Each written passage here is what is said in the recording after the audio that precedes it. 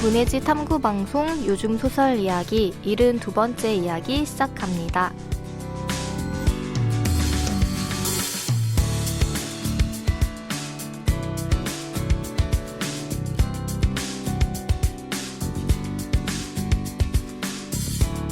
안녕하세요. 저는 KBS 일라디오에서 라디오 프로그램 제작하고 있는 이주영입니다. 네, 안녕하세요. 저는 해방촌에서 문학서점 고요서사 운영하고 있는 차경입니다.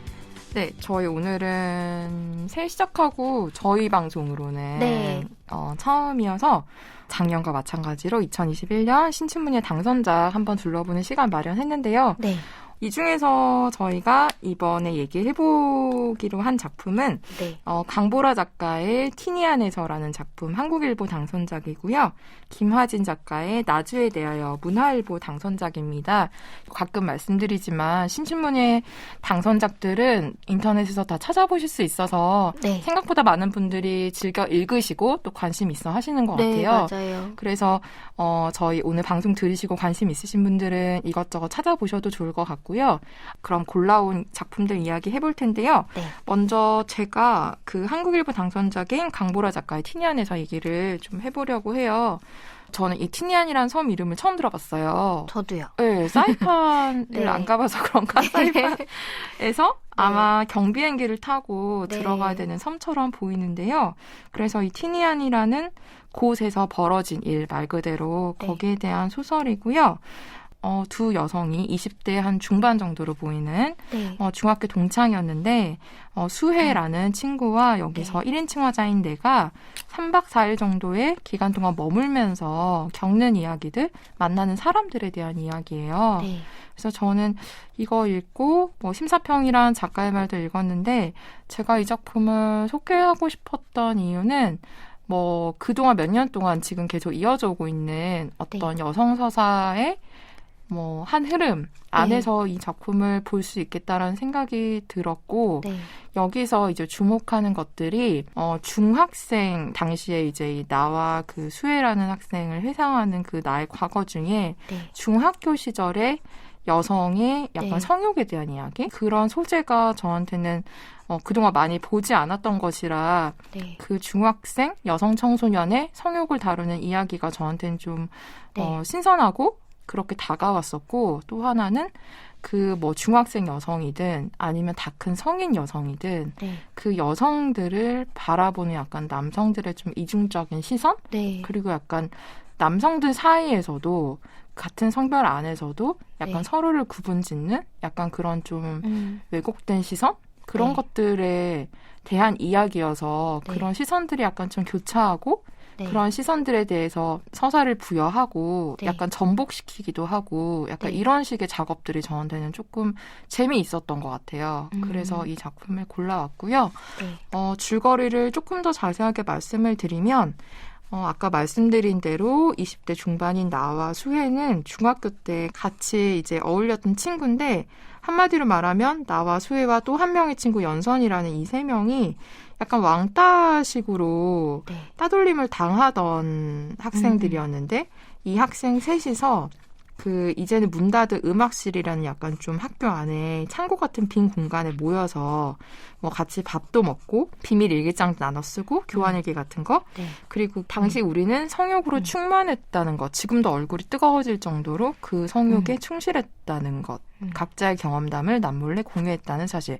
그러니까 이걸로 되게 약간 좀 끈끈함을 유지해온 상태였는데, 그래서 별명이 근데 이제 그 시절에 학교에서 이런 식의 별명이 많이 붙죠. 걸레 삼총사 이런 식의 별명을 얻게 되고, 애들이 낙서를 하기도 하고 약간 이런 식의 좀 수모를 당한 경험들이 있는데, 그리고 나서 연선이 실종되면서 이 셋 사이가 깨어지고 연락을 하지 않다가 수혜가 9년 만에 20대 중반이 되어서 갑자기 연락을 해와요. 그래서 저는 이 둘이 어떻게 사이판의 섬까지 여행을 하러 오게 됐는지는 여기 자세히 드러나지 않으나 어쨌든 그 시절을 함께 겪었던 수혜와 내가 사이판의 티니안이라는 섬으로 여행을 가서 사람들을 만나는데 거기서 만나는 사람들이 약간 좀 여기서 이제 게스트하우스 주인이 말하기로 약하는 애들 같다는 약간 좀 뭐랄까 행실이 단정치 못한 그런 미국 미국인들 두 명을 만나요. 그래서 그 둘과 어울리면서 수혜는 되게 그 친구들과 뭐랄까 스킨십도 되게 자유롭고 소위 말하는 그런 플러팅을 서로 하는 약간 그런 식의 모습을 보이고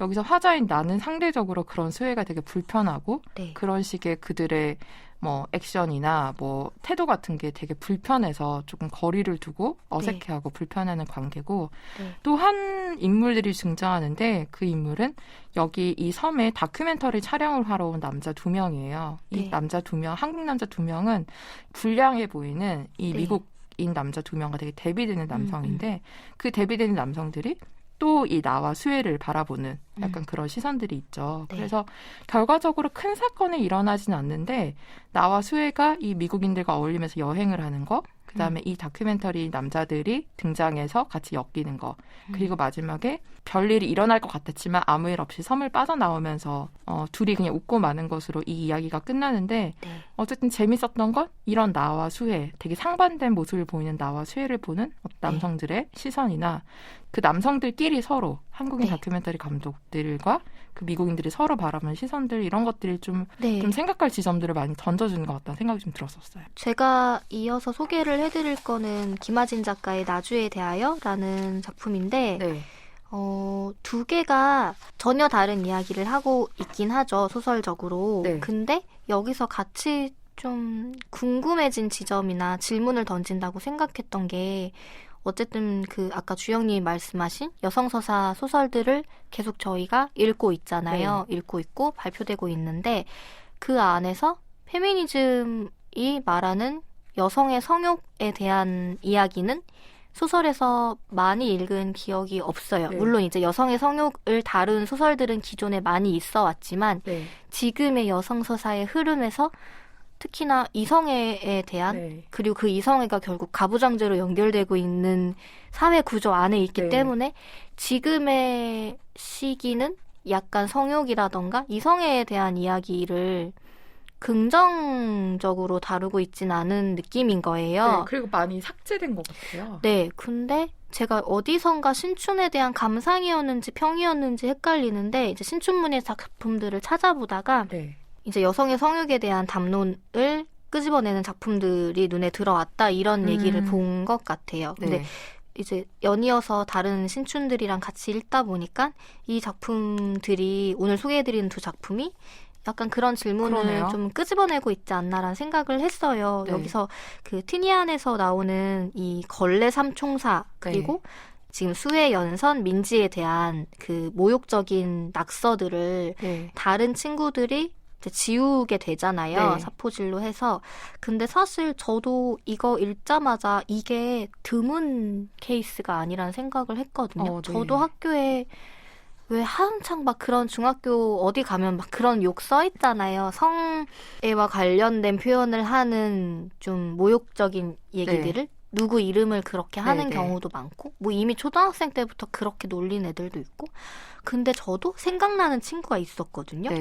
실제로 누구누구 걸레 이런 게 막 이렇게 심지어 저희는 미션 스쿨이었는데 예배당 의자에 이런 욕이 적혀 있는다거나 지금 수혜는 그 당시에 그런 성욕을 어릴 때 갖고 있던 성욕에 지금도 충실하고 있는 거잖아요. 근데 화자인 민지는 지금은 아닌 것처럼 구는 게 좀 있는 것 같아요. 그리고 약간 휘화선처럼 나에게 그건 이제 사라졌다는 식으로 설명을 하죠. 그리고 수혜 자체를 이해할 수 없는 시선으로 계속 보고 있는 게 좀 느껴져서 수혜가 여행을 가자고 했을 때 거절하지 않은 건 그 시절에 대한 어떤 한 번은 건너야 할 무엇이라고 생각을 해서 만났을 수도 있겠다라는 생각이 들거든요. 그리고 수혜가 그 미국 남자들이랑 장난을 치잖아요. 어디 가가지고 관광객들을 놀래켜주려고 둘이 약간 이제 옷을 벗고 그런 장난을 치는데 예상과 달리 사람들이 막 놀라거나 기겁할 줄 알았는데 오히려 좀 혐오스러운 시선을 받고 좀 씁쓸해하면서 그 장난이 끝난다거나 이 게스트하우스 주인이 수혜를 되게 좋지 않게 계속 얘기를 한다거나 근데 그런 시선들이 다 뒤섞여 있는데 그러면 수혜가 잘못하고 있는 거야? 라고 물어봤을 때는 잘못하고 있는 건 없는 것 같아요. 그냥 자신이 책임질 수 있을 정도의 겠죠. 그리고 네. 위험에 노출되는 거를 다들 여기서는 자처하는 식으로 얘기를 하잖아요. 네. 그러니까 수혜가 그 실제로 티니안에서 안 좋은 사건들이 있었다고 나중에 게스트하우스 주인이 얘기를 해주지만 뭐 수혜가 그렇게 되더라도 그거는 네 친구가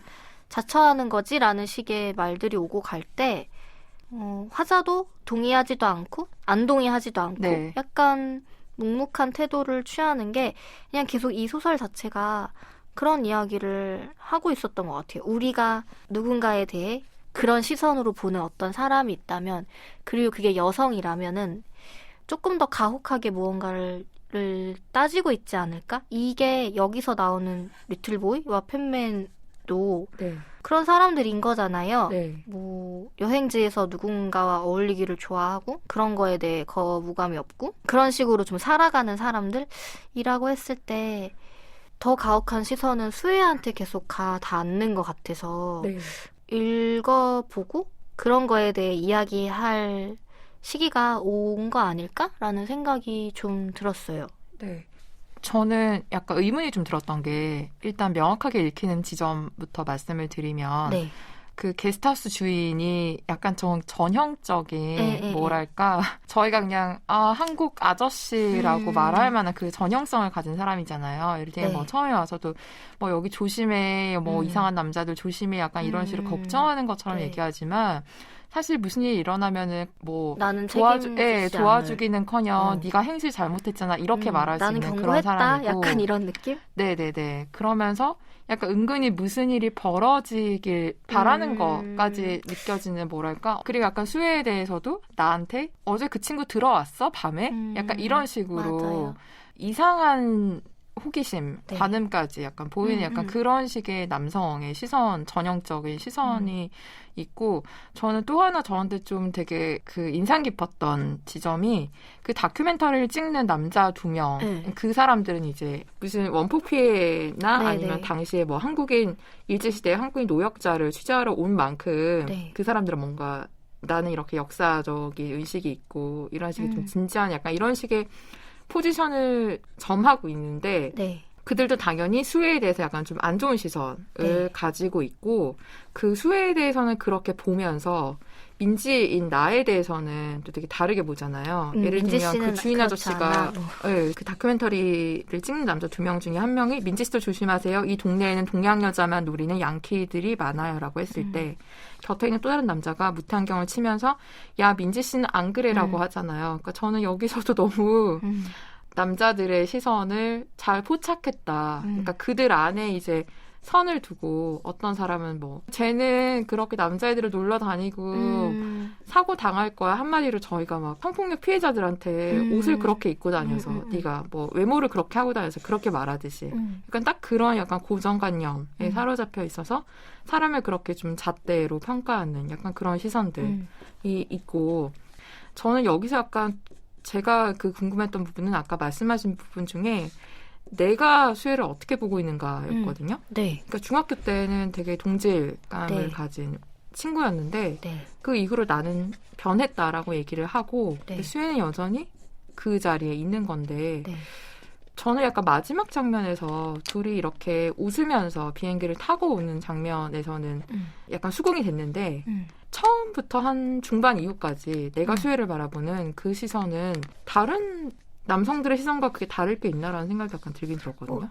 그 바닷가에서 민지는 스노클링을 하는데 왜 자기가 바다에서 들어갔다가 나올 때마다 수혜가 두 남자 번갈아 가면서 키스를 하는 장면이 있잖아요. 그러면서 둘이 또 그 셋이 사라지고 민지만 남겨졌는데 그 후에 그런 상상을 하는 장면이 있어요. 그 강간을 당할 거라는 상상 수혜를 두고 근데 그게 당했으면 좋겠어는 당연히 아닐 거라고 생각을 하는데 당할 것만 같은 위험을 계속 그런 시선으로 보고 있는 것 같은 거예요. 저렇게 굴면 그런 일을 당할 수도 있어. 그러니까 주위 사람들이 다 그렇게 얘기를 하잖아요. 그 다큐멘터리 감독 그 사람들도 되게 겉으로는 젠틀하고 매너 있게 굴지만 속으로는 사실 똑같은 시선을 갖고 있고 만약에 그런 안 좋은 일이 일어났을 때 그럴 줄 알았어라고 얘기할 사람들 같은 거예요. 네, 걱정해주는 것처럼 그러지 말았어야 하는데 안타깝네요 라는 식의 말을 할 것 같고 그리고 재밌는 게 그 다른 미국인 둘이랑 마주치는 장면이 있는데 그 다큐멘터리에 하는 사람들이 서로를 좀 투명인간 그러니까 그 미국인들은 장난을 치려고 하고 이 남자 둘은 그들을 투명인간 취급을 해버리잖아요.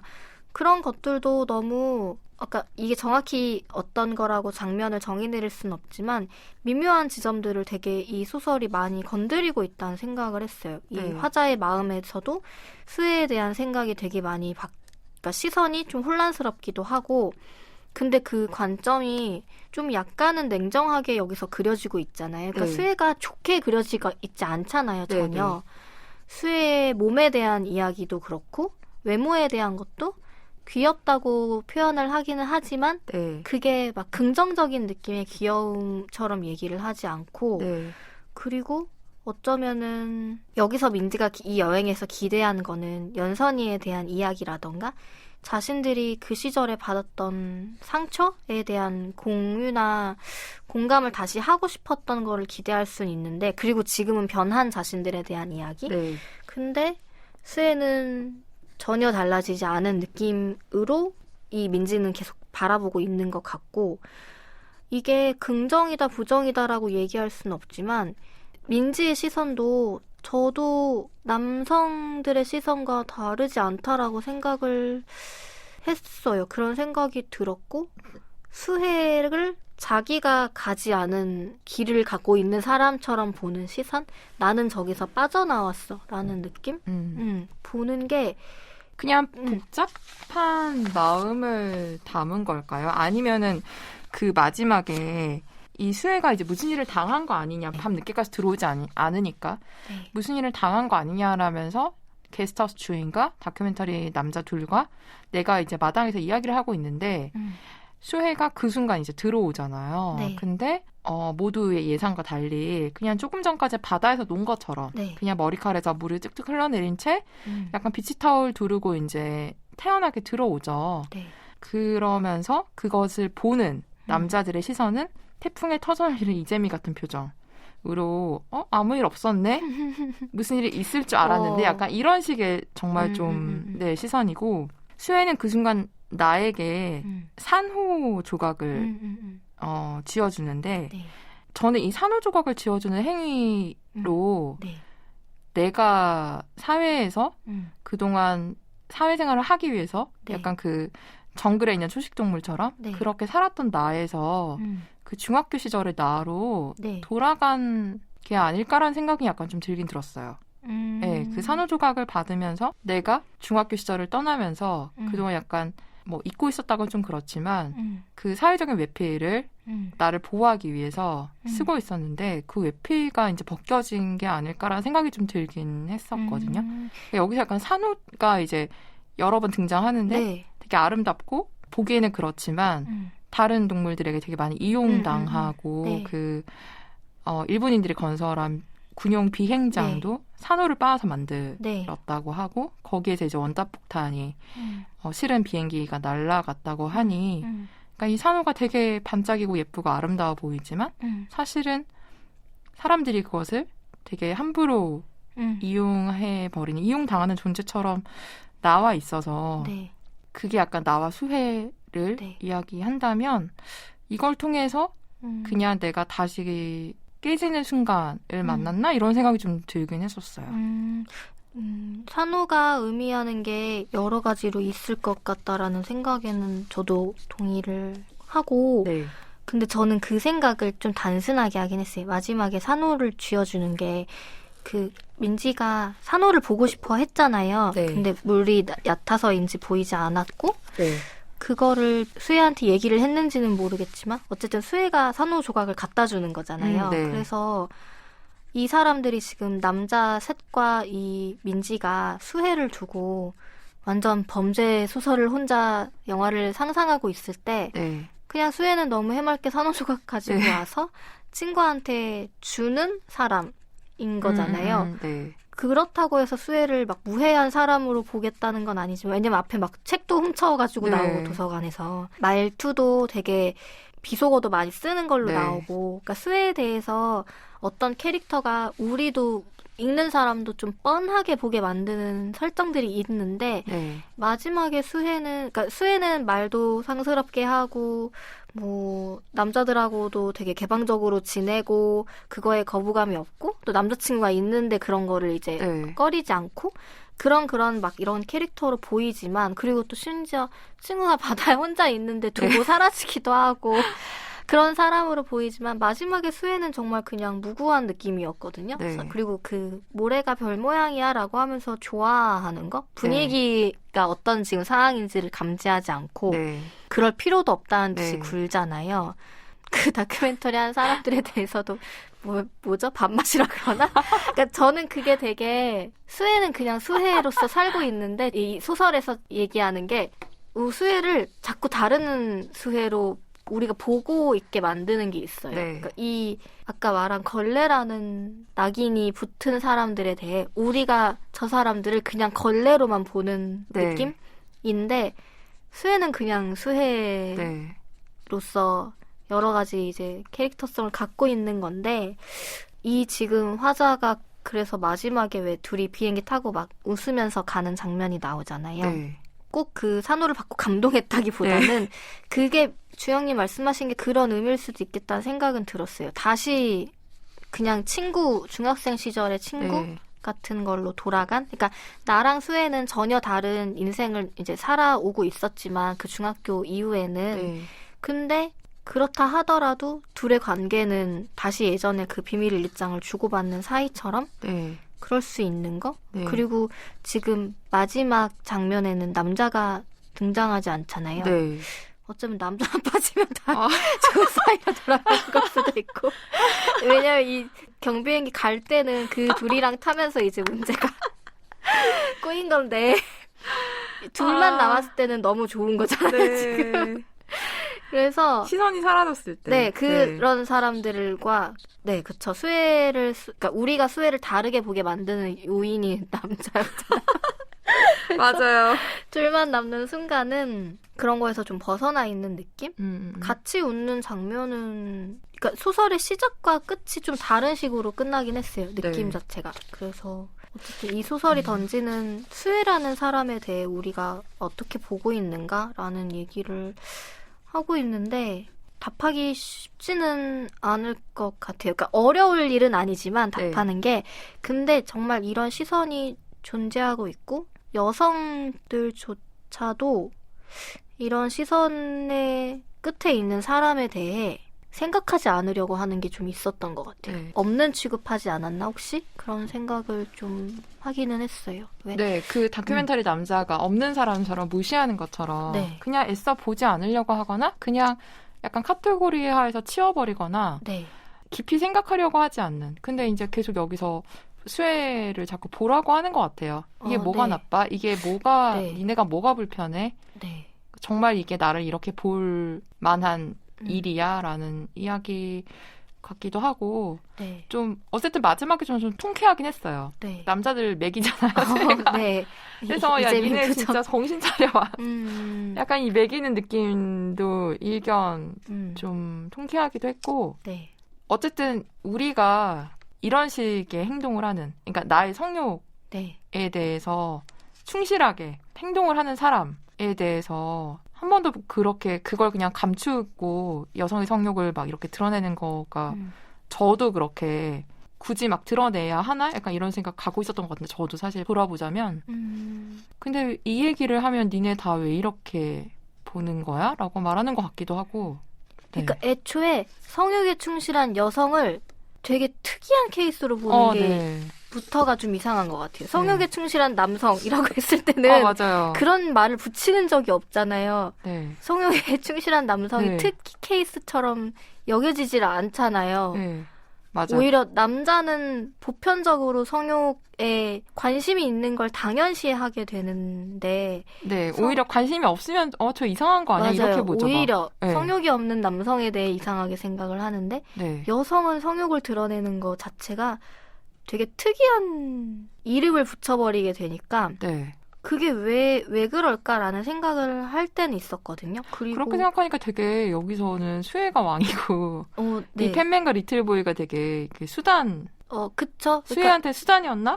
수혜는 실컷 자기가 네. 즐길 수 있는 환경을 저들이 좋은 사람인지 아닌지랑 상관없이 어떻게 보면 더 편견이 없을 수도 있고 근데 이제 민지는 이 둘이랑 같이 다니는 데는 어떻게 같이 다니고는 있는데 그 다큐멘터리 하는 사람들을 만났을 때 제발 이상한 농담 안 했으면 좋겠다고 생각한다거나 부끄러워하잖아요.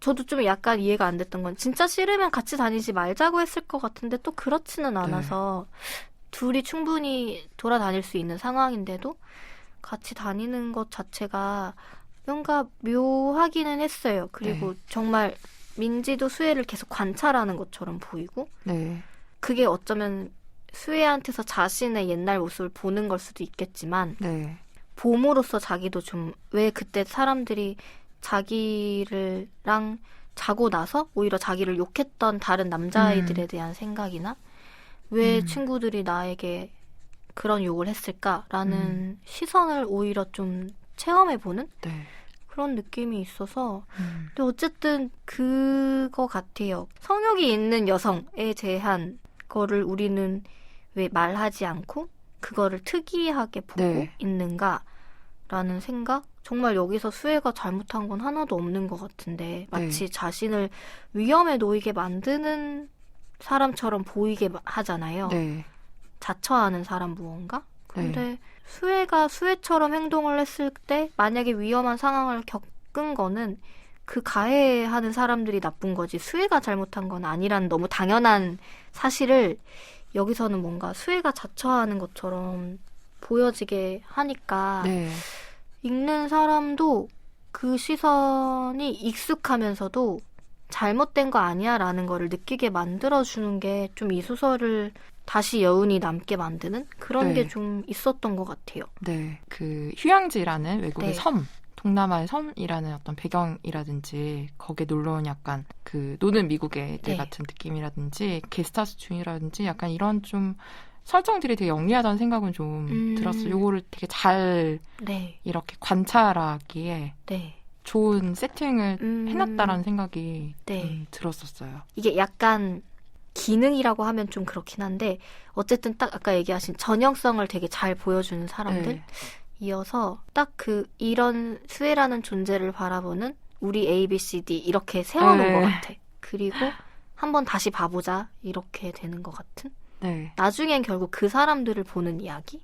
맞아요. 수혜는 그냥 아니라. 알아서 잘 놀고 있고 그래 우리는 그 사람들을 본 이야기처럼 느껴져서 좀 그런 이야기를 던지는 거에서 조금 더 의미가 있어 보이는 소설이었던 것 같아요. 작품이었어요. 저희 다음에 이야기해볼 작품은 김화진 작가의 나주에 대하여라는 작품이에요.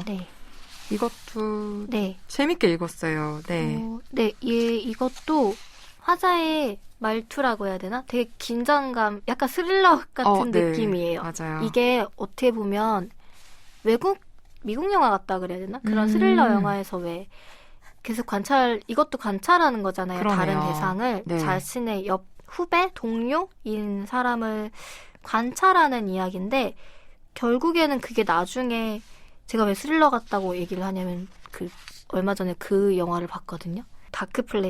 다크플레이스를 봐서 이게 그렇게 느껴졌다기보다는 이게 추리 형식의 영화이기도 하고 그 소설 원작이에요. 소설 원작인데 나를 찾아줘라는 영화는 다들 많이 보셨을 거예요. 이게 약간 반전이 있잖아요. 근데 이 소설도 그런 긴장감을 가지고 있으면서 나름의 반전을 갖고 있는 이야기여서 그 화법이 그런 영화의 플롯 같다라는 생각을 좀 하게 만들었던 거예요. 일단은 줄거리를 설명해드리자면은 화자인 내가 있고 그 다음에 얼마 전에 입사한 옆자리를 쓰는 동료가 있는데 처음에는 이 동료의 말투나 행동이나 외모에 대한 묘사가 되게 시시콜콜하게 들어가요. 그래서 이게 무슨 스토? 스토커도 아닌데 맞아요. 왜 엄청나게. 이렇게 SNS도 막 뒤진 그런 얘기가 나오고 네, 나는 너를 이미 다 알고 있었어. 그래서. 왜 이렇게 집착하는 것처럼 보이지? 무슨 사이일까라고 궁금하게 만들다가 나는 너를 안다. 이 회사에 지원한 2달 전부터 그리고 심지어 회사 면접을 볼 때 유력한 다른 사람이 있었는데 이 사람이 뽑히게끔 은근한 어떤 영향력을 행사하기도 하고 그리고 그 관계가 약간 좀 이상하다는 생각은 했어요. 내 애인의 전 여자친구. 그래서 이게 이 순간 좀 이해가 안 된 거예요. 네. 이름이 예나주여서 나주에 대하여인데 이게 내 애인의 전 여자친구가 왜 궁금하지? 라는 네. 생각을 했거든요. 물론 어떤 면에서는 궁금한 질투일 수도 있고 그냥 나에게 대하는 것과 비교하는 마음에서 궁금할 수는 있는데 보통은 안 보고 싶지 않나요? 네, 그리고 네. 묘한 사이라고 생각을 할 네. 거고 심지어 전 남자친구의 현재 애인이면은 또 모르겠는데 맞아요.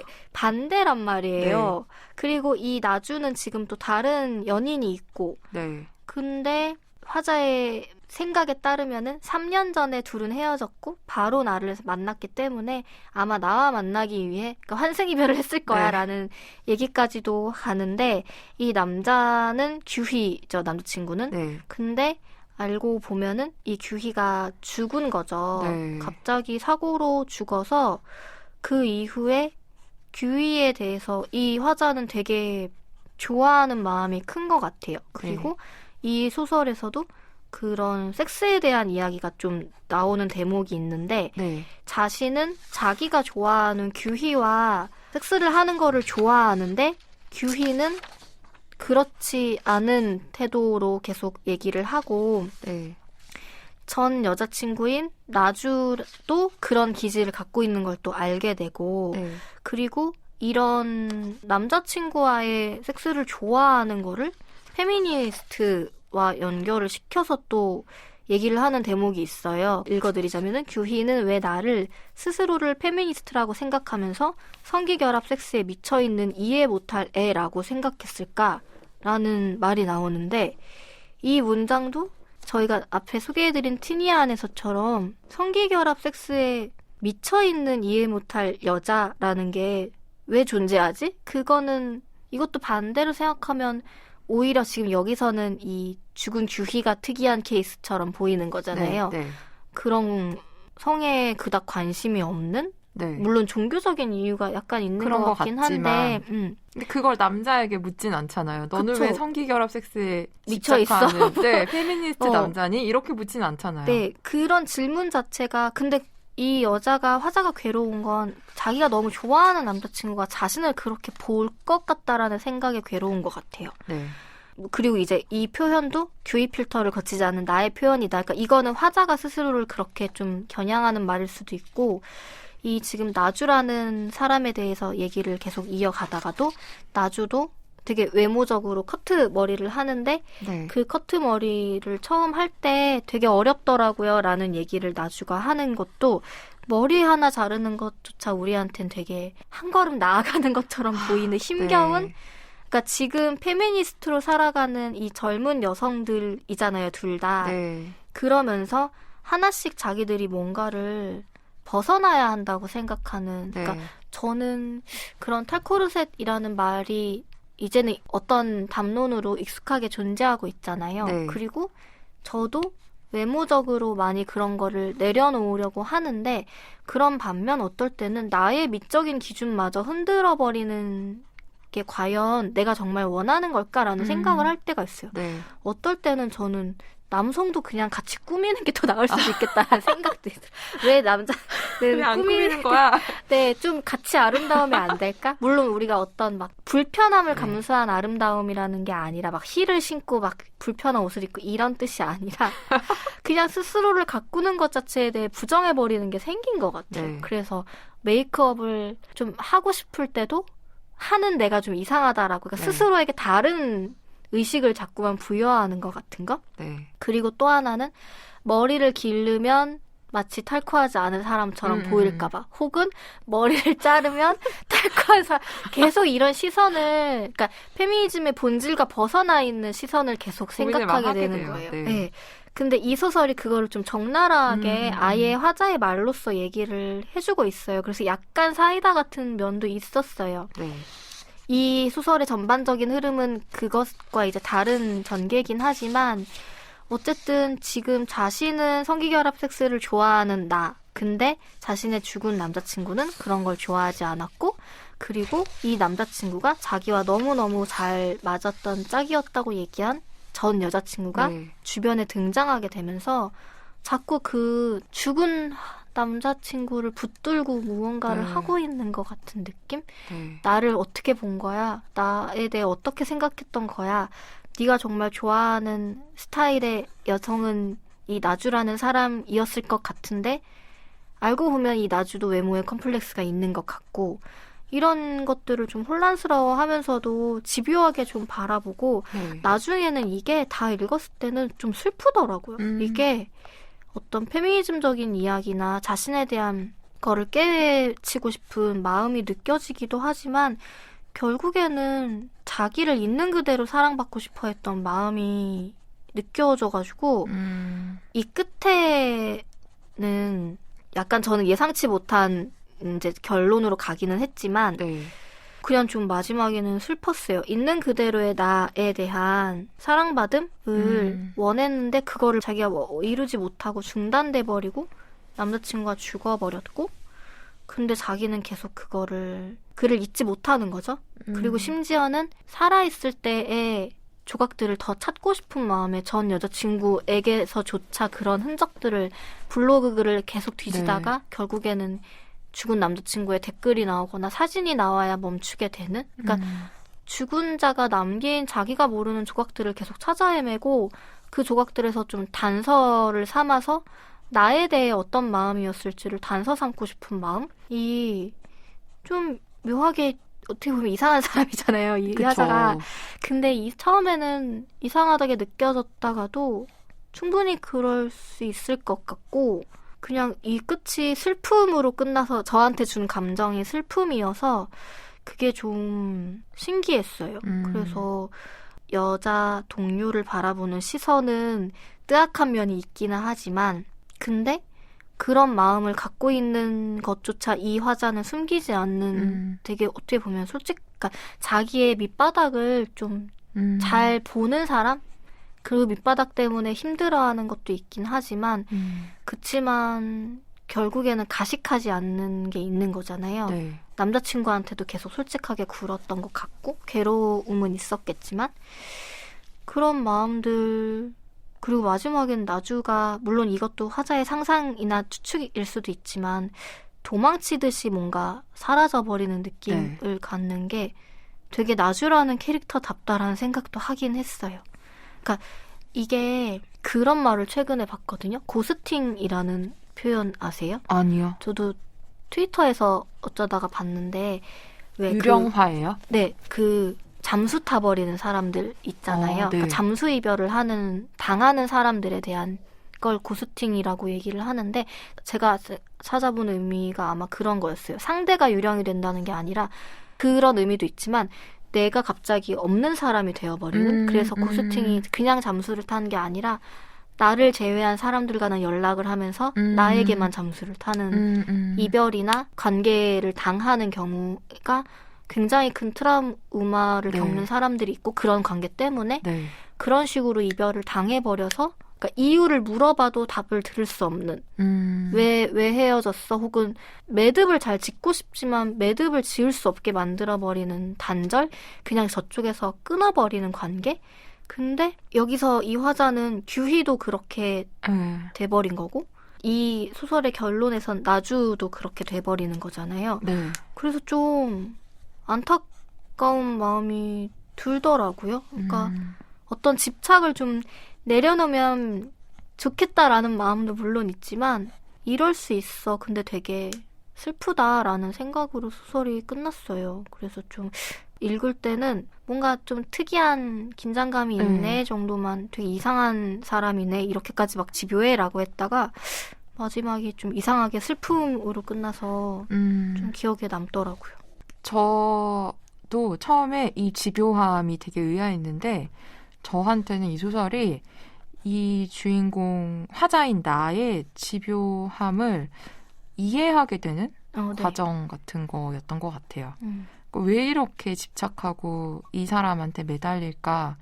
이 사람을 뭐 좋아했다가 뭐 질투했다가 왜 이럴까라고 했을 때 저한테는 약간 이해받지 못한 완전히 동일인물처럼 나 자신 그대로를 이해받지 못한 사람으로서의 집착보다는 그것도 있겠지만 이 남자친구를 규희를 못 잊어서 이 규희의 흔적을 모두 다 갖고 싶은데 그래서 규희에 관한 어떤 물음표도 남기고 싶지 않은데 그래서 규희의 전 애인까지 찾아서 이 규희에게 내가 풀지 못했던 규희라는 사람이 갖고 있는 어떤 물음표, 의문점들을 규희랑 닮아 보이는 이 나주에게서 이런 유형의 인간에게서 찾아보려고 하는 약간 그런 시도처럼 보였어요. 그래서 저는 마지막에 슬펐다라는 말이 처음에는 약간 그냥 죽은 애인의 전 여자친구에 대한 이야기처럼 보이지만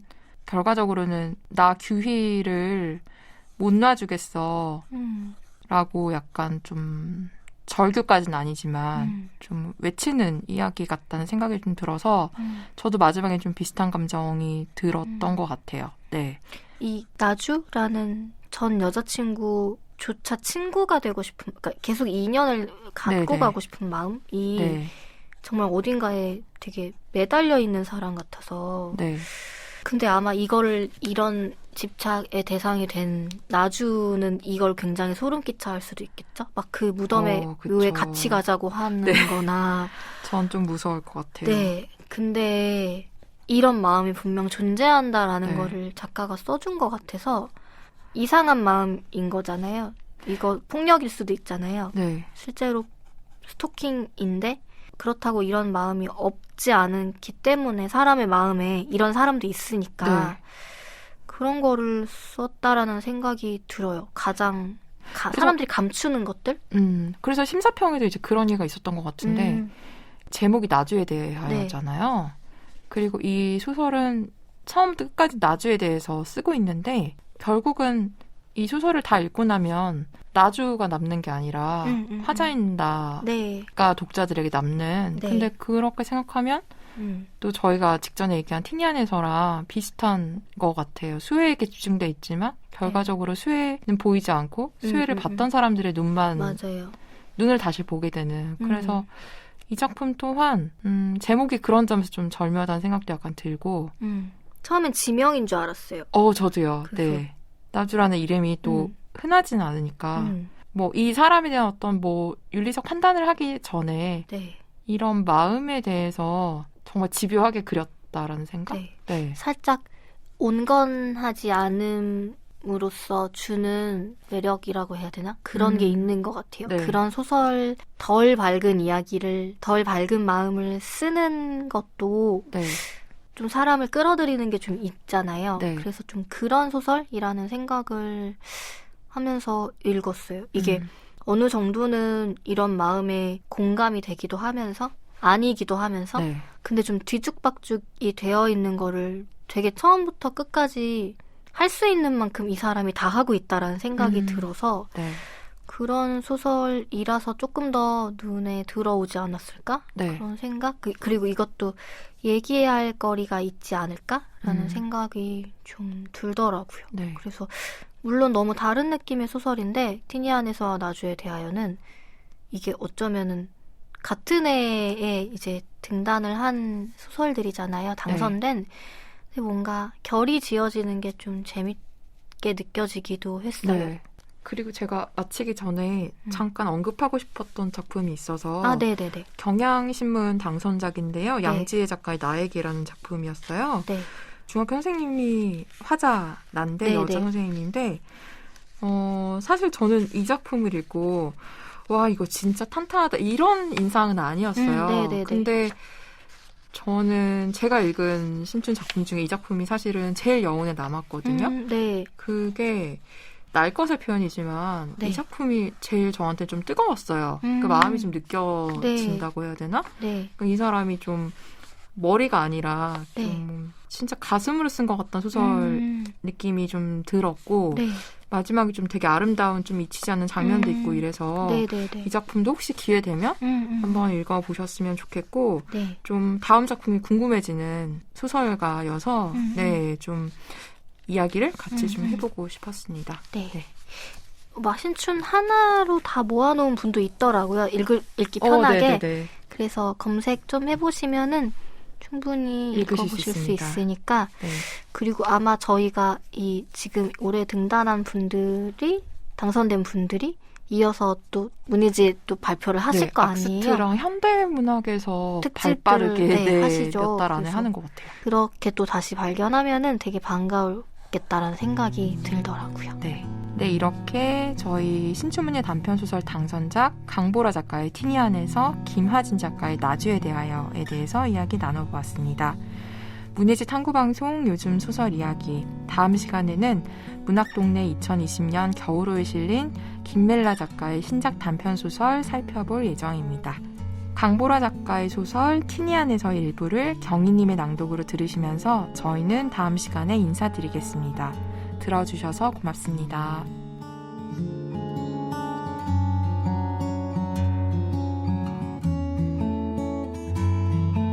나는 지금도 이따금 엄마에게 말한다. 방과 후 나를 때리고 괴롭혔던 아이들에 대해, 집에 들어오자마자 방문을 잠그던 습관에 대해, 당신에게 너무 자주 화를 냈던 이유에 대해. 이제는 다 지나간 일이라고, 내게도 문제는 있었다고. 다만 그때는 내 모든 진심이 유리병에 든 편지처럼 느껴졌다고. 나이든 자식이 유년기에 저지른 비행을 털어놓듯 약간의 유머를 곁들여 이야기한다. 그때 나와 함께 따돌림 당했던 아이들, 폭력을 피해 음악실로 모여든 두 친구에 대해서는 이야기하지 않는다. 당시 우리가 성욕으로 충만했다는 것, 지금도 얼굴이 뜨거워질 정도로 그 성욕에 충실했다는 것, 각자의 경험담을 남몰래 공유했다는 사실에 대해서는 입을 다문다. 그 이야기를 하려면 그 시절 우리에게 붙은 모욕적인 별명을 말해야 하고, 학교를 떠들썩하게 만들었던 음악실 낙서 사건, 누군가가 벽에 우리 별명을 매직펜으로 휘갈긴에 대해서도 말해야 하고, 우리를 제외한 동급생 전부가 돌아가면서 사포로 낙서를 지웠다는 사실도 말해야 하기 때문이다. 나는 살면서 제법 많은 사람에게 이 이야기를 털어놓았지만 그때마다 그들은 말을 가렸고 내 편이 아닌 속마음을 끝내 숨기지 못했으며 나와 어긋나는 순간 그 이야기를 떠올리는 것으로 자신의 폭력적인 언사를 정당화했다. 엄마는 너그러운 성품을 지녔지만 이런 종류의 이야기를 견뎌낼 만큼 맷집이 있는 사람은 아니다. 전말을 알고 나면 그녀는 나를 이해하기 위해 과거의 기억을 열렬히 더듬고 수정할 것이다. 그리고 결국엔 자신의 인생 전체를 오답처럼 여기게 될 것이다. 엄마는 전처럼 강하지 않다. 그녀는 이제 나를 사랑하기만도 벅차다. 나 또한 그렇다.